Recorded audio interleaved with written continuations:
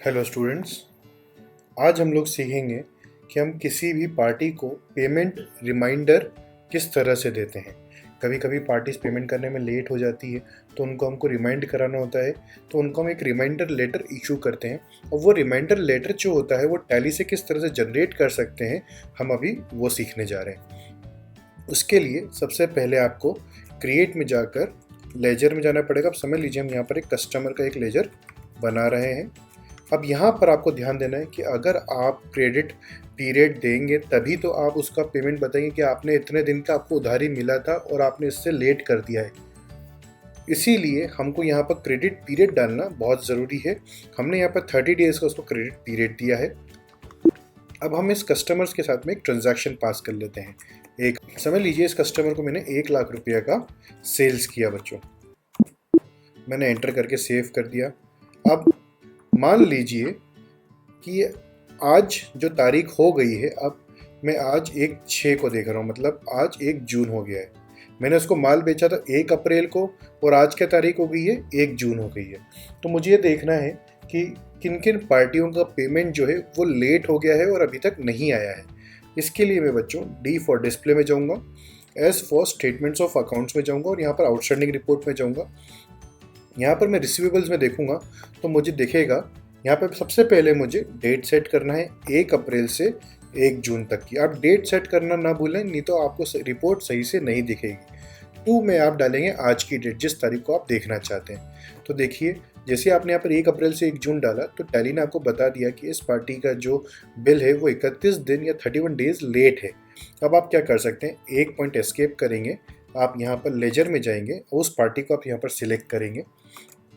यहाँ पर फिर से आप एक बार डेट सेट करेंगे 1/4 से और आज का डेट हो गई है 1 जून। ठीक है, आपने यहाँ पर एंटर किया। अब यहाँ पर आपको सीधे प्रिंट के ऑप्शन पे जाना है और यहाँ पर आपको करंट ऑप्शन पे जाना है। अब यहाँ पर आपको कॉन्फ़िगरेशन के ऑप्शन पे जाना है और यहाँ पर आपको एक बार एंटर दबाना है। तो यहाँ पर आपको एक रिमाइंडर लेटर का ऑप्शन दिखेगा, आपको यहाँ पर इसको एंटर करना है।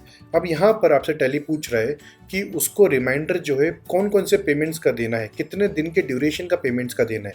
तो यहाँ पर आप बता सकते हैं कि कौन कौन से उसके पेमेंट्स 30 डेज़ के विद इन हैं, कौन कौन से उसके पेमेंट्स 30 डेज़ से 60 डेज़ हो चुके हैं और कौन कौन से पेमेंट्स उसके 60 दिन से ज़्यादा हो चुके हैं। ठीक है, ये ऐसा इसलिए भी करते हैं क्योंकि कभी कभी हम हमारे कस्टमर को बोलते हैं कि अगर आप 30 दिन में पेमेंट देते हो तो हम आपसे कोई भी इंटरेस्ट चार्ज नहीं करेंगे, पर अगर आप 30 से 60 दिन के बीच में, मतलब 31st डे से 60th डे के बीच में अगर आप पेमेंट देते हो तो हम आपसे 5% इंटरेस्ट चार्ज करेंगे। और इसके बाद अगर आपने 61st डे को अगर आपने मुझे पेमेंट दिया है तो 61st डे के बाद अगर आप मुझे पेमेंट देते हैं तो मैं आपसे 10% का इंटरेस्ट चार्ज करूँगा। वो इंटरेस्ट किस तरह से चार्ज करते हैं वो हम इंटरेस्ट कैलकुलेशन में सीखेंगे। पर आई होप आपको यहाँ पे डिफ्रेंसिएशन समझ में आ गया होगा, डिफ्रेंसिएशन को क्यों करना पड़ता है। इसको करने के बाद आपको कंट्रोल ए करना है, यहाँ पर भी आपको कंट्रोल ए करना है। अब आप इसको प्रीव्यू में जब देखेंगे और इसको हम जूम कर लेते हैं तो देखिए यहाँ पर हमको एक पेमेंट एडवाइस जो है वो हमारे कस्टमर के लिए इशू हो गया। अब इस पेमेंट एडवाइस को आप चाहें तो मेल भी कर सकते हैं और इस पेमेंट एडवाइस को आप लोग प्रिंट भी कर सकते हैं। आई होप आपको ये वीडियो समझ में आया होगा। इसके अलावा अगर आपको कुछ भी क्वेश्चंस रहते हैं, डाउट्स रहते हैं तो आप हमसे कमेंट बॉक्स में पूछ सकते हैं।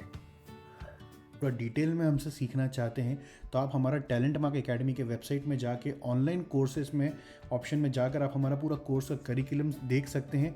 जैसे ही आप यहाँ पर गेट कोर्स डिटेल्स में आप जाएंगे तो आपको यहाँ पर हमारा पूरा कोर्स करिकुलम भी आपको यहाँ पर शो हो जाएगा और यहीं से आप नीचे एट लास्ट यहाँ पर आप हमारे डेमो सेशंस देखने के बाद आप यहीं से हमारा कोर्स कंटेंट भी परचेस कर सकते हैं। Thank you.